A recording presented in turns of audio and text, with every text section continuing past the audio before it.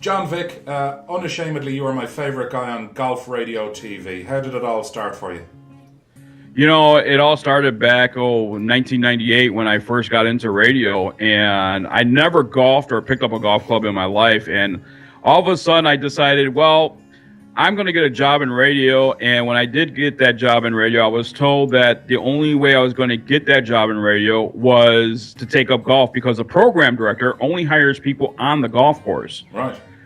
My buddy Ken Cocker, who works for K-Hits right now, but back then when I was working for Oldies 104.3 and here in the Chicagoland area, he said to me, I'll take you out to the golf course. So it was out to as a matter of fact, you guys will relate to this, St. Andrews, but it was here in the West Chicago area in Illinois. Yeah. And took me to St. Andrews, and I rented a set of clubs, took me on the first tee box, showed me the grip, and away we went. We just started, to play golf. And 2 weeks later, I interviewed and got the job on radio, and my golf career started back then. And it's amazing because I never even thought about golfing when I was a kid, and I wish I did because I'd be a lot better than I am now. I'm just a fat ass hacker right now. So it's, but I love the game, and it's gotten addicting. And ever since I, picked up that first club, the first tee box, I was addicted. When my ball went airborne, I was ready to play, and since then,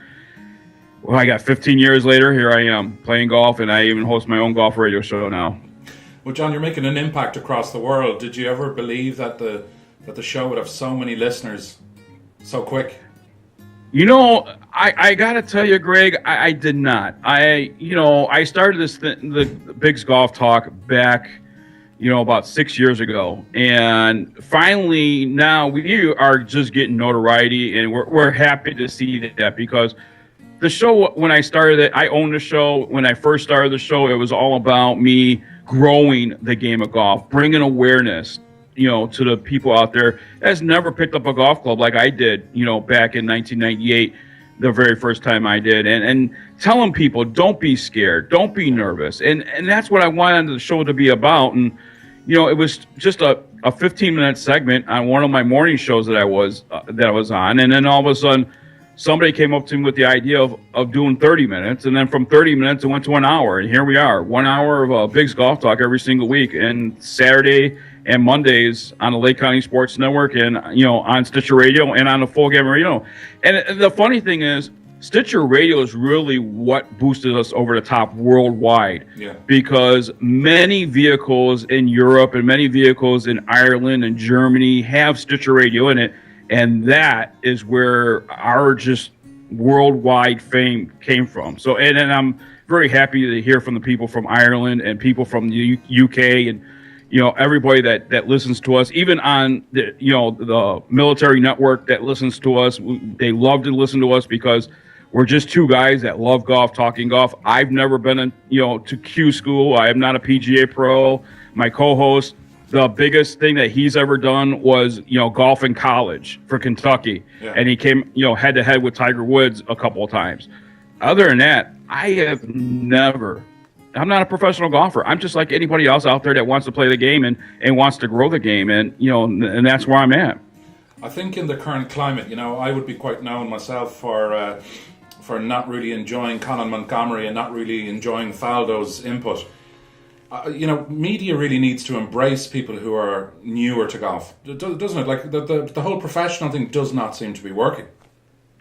You know what these golf companies need to do, Greg, is they really, and you hit the nail right on the head. I mean, you get pounded in these commercials and stuff like that they show a Jim Furyk, or they show a Colin Montgomery, or they show a Nick Faldo, hitting these clubs or playing these golf balls. And, just as of late, we're starting to see these golf ball companies starting to put real people in their commercials. Yeah. And I think they need to do more than that because, you need to know that a guy that's a 15-20 handicap is going to be able to hit a Callaway, and not to throw names out there, but a Callaway X Fit, a Razor Fit club that's going to suit their game, and not play these tour irons unless you're a single-digit handicap or pretty much playing tour golf. Yeah. And I think lately these golf companies, my sponsor, by the way, Bridgestone Golf, doing a great job on ball fitting worldwide. Yeah. Wants to fit that average person with a golf ball, whether you play a Bridgestone ball or you don't play a Bridgestone ball. Their goal is to get every single golfer or anybody that is interested in golf playing the right ball for their game. Now, again, John, the attraction with your show, I know it's a golf show, but there's a lot more to the show than just golf. What did you do before? Like, I know 15 years. At 15 years, you're a veteran. I think once you get past your pilot show, you become a veteran. But what did you do before your addiction and again, your huge radio career? Before the radio career, I was a baseball umpire, professional baseball umpire. Covered days off and vacations in the show in minor league baseball, and owned my own pizza place here in the Chicagoland area. And that's actually where my radio career came from. When I owned that pizza place was in 1998. There was a bad snowstorm, and the guy was stuck, and that was Ken Cocker, stuck in the studio. Doing a show, and he was stuck there all night long, and we were the only pizza place in the area delivering pretty much, and it was a 2-hour delivery wait. And I said to my partner, I said, this guy is stuck, let's take him some lunch. Yeah. So I took him some lunch and took a pizza up there, and I hung out with him the whole night. He's like, stick around. And we started talking about the pizza place. But then when I met him in studio, he looked very familiar to me. Yeah. It turned out I knew him from umpiring. So we just meshed right away on the air, and we had chemistry and everything else. And then a couple weeks later, he calls me up, we exchanged numbers, and he calls me up and he says, hey, do you have a degree in communications? I said, yeah, I do. Right. And he said, well, the program director really liked us on the air, that our chemistry was really great, and people called up and thought it was really funny.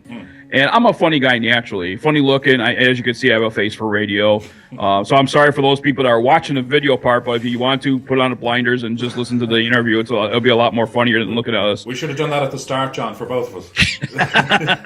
Exactly. And that's how it started with the golf career as well. So I had to interview for the job, but baseball umpiring was a passion, and I'm a short, fat guy right now. Not about 5'7" and about 265 pounds. I was never going to be a major league umpire, just by the rule of thumb of my height. Yeah.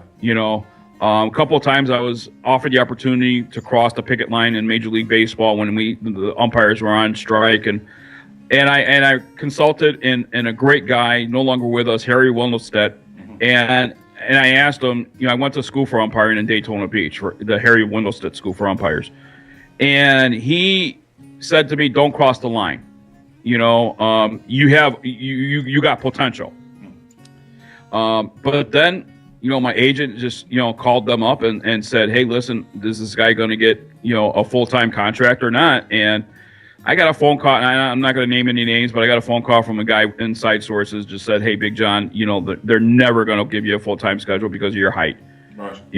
You're too short for the game. All these baseball players, 6 feet taller, not a whole lot of them are 5'7" or below, Yeah. And at that time I had invested in a pizza company, so I resigned from baseball, started working full-time in a pizza company, and that's how the radio career got started. So I've got experience in anywhere from managing a hotel. I was a night manager, for a couple of years at a hotel. I was a supervisor of security in a hotel, and I went to umpiring and owning a pizza place, and here I am now, a radio personality. I think John, you have the same problem I have. When I visit my doctor, I'm 6'3", 350, played pro sports as well, and he says to me, it's not that you're overweight, son. He said, you're just 2.5 feet too short.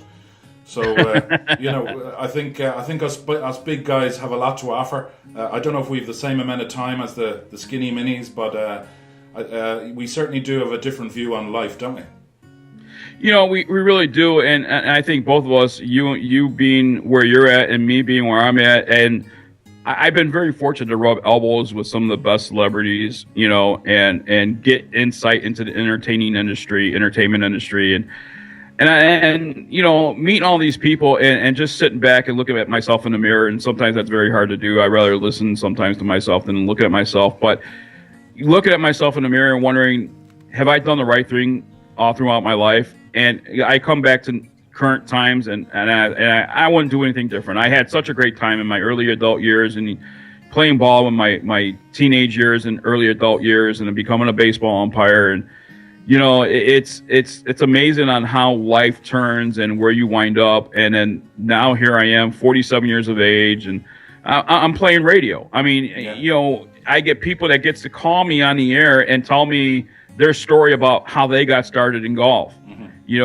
I get emails from junior golfers. There's a young lady that came out with her own line, a hairband line, Goody Girl Golf, and she emailed me last year, and she came out with this line and going through this whole process and about the Kickstarter campaign, trying to get herself to the PGA merchandise show in Florida. She was on my show, and we were successful in getting her those funds so she could attend that show. Yeah. So you talk about the opportunity to help people grow golf. Yeah. And that little girl will always remember that. So I always said that if my show can make one person smile a week, I'm successful in what I'm trying to do. Well, John, listen, we're hoping that you're going to be available on Golf Jug. Your show is going to be available on golfjug.com. And again, we're just going to keep building the game of golf from the grassroots up. So I'd just like to say thank you so much for taking the time on this Saturday morning. And may your God go with you, whomever your God may be. Greg, I appreciate you having me on the Golf Jug TV show and at golfjug.com. And, I just hope, you and I will be working closely for years to come. And I'm looking forward to being a part of it. Thanks, John. Thanks, Greg.